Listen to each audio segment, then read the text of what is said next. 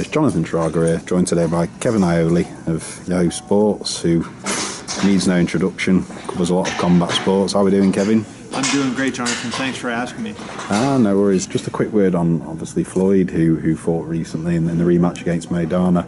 I always see you at Floyd fights, you always seem to be very prominent at kind of, front row, everything like that. You evidently have quite a good rapport with Floyd. He always addresses you, or hi Kevin, how are we doing? Well, I've covered Floyd since he was before he was in the Olympics. So I've covered Floyd since 95, 90, maybe even 94, 95. I can't remember exactly, but it was before he was in the Olympics.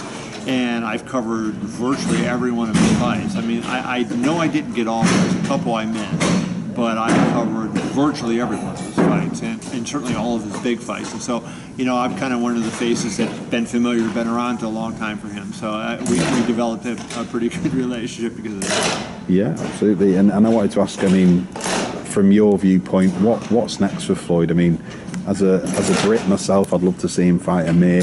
I think stylistically with Amir's hand speed, that could be very interesting. What do you think? I think he could wind up fighting Amir Khan. I mean, I don't think Amir earned it by any stretch of the imagination. I mean, Amir, to me, was vastly overrated. I think Amir's got great talent, and I think he's got a style that would be difficult for Mayweather. So I'm not dogging him, but I'm just saying if you look at accomplishments in the ring, he hasn't had, I think he's overrated because he's so beloved by the British fans, that they tend to overrate him. I tend to see that in a lot of the British fans. Even I have the Irish fans now mad at me because I said McGregor hadn't proven himself. Well, it's like, come on, guys, be realistic. Mayweather's beaten, I think I wrote in my column before the fight, 9 guys that would be Hall of Famers, I think 20-some world champions, and Amir Khan hasn't done that. He's had some pretty bad losses, but, I think, it would be a good business fight.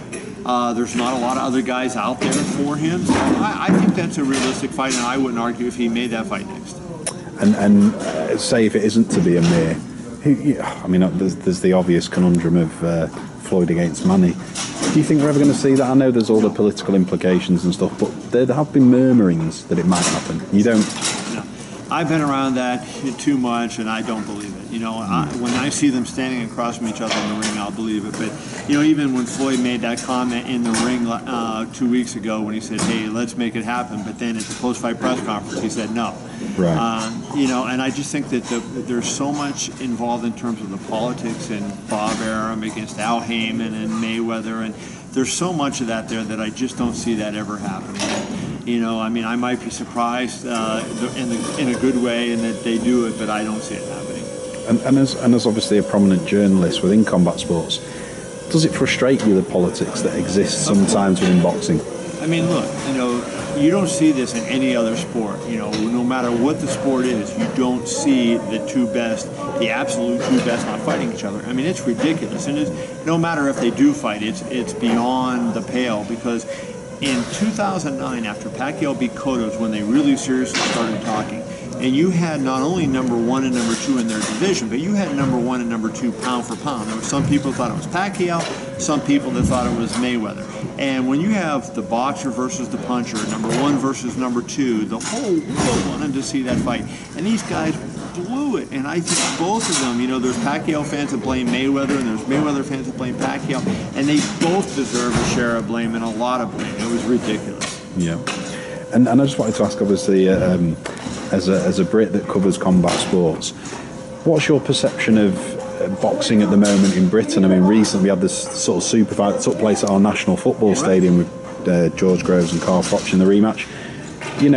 In my opinion, it's thriving, but obviously from your perspective. Yeah, I mean, I think boxing is bigger per capita in the UK than it is in the US. I mean, and they're developing some good fighters. Frampton just had a big win, and I think the scene is going very well, and that's, to me, bodes well for the sport. It seems like all roads sort of lead to Las Vegas. If you have a good fight, you win something, people want to come to Las Vegas to fight. And I know that if Julio Cesar Chavez didn't lose his head, we might have seen Froch fight Julio Cesar Chavez next year in Las Vegas.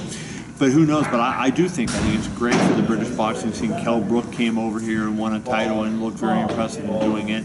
And I think, you can't complain about the quality of the fighters out there. There's some guys, like I always kept saying, what do the people see in Ricky Burns? And Ricky Burns, I think, got exposed. But I mean, these guys have passionate fan bases. The British fans are really, really good fight fans. And I love that. I love people who want to see good fights and who want to see guys go at it. Yeah. And just one last question. I wanted to ask, because obviously Carl Froch is our flag bearer, really, currently in boxing. There's been a lot of speculation over the past couple of years since he got beat by Andre Ward. He's the only fighter that he's ever been beaten by that he hasn't avenged the loss. Obviously, he avenged it with Mikhail Kessler. Do you think, because he's such a technician in the ring, Andre Ward, do you think Carl would stand a decent chance of overturning that loss? No.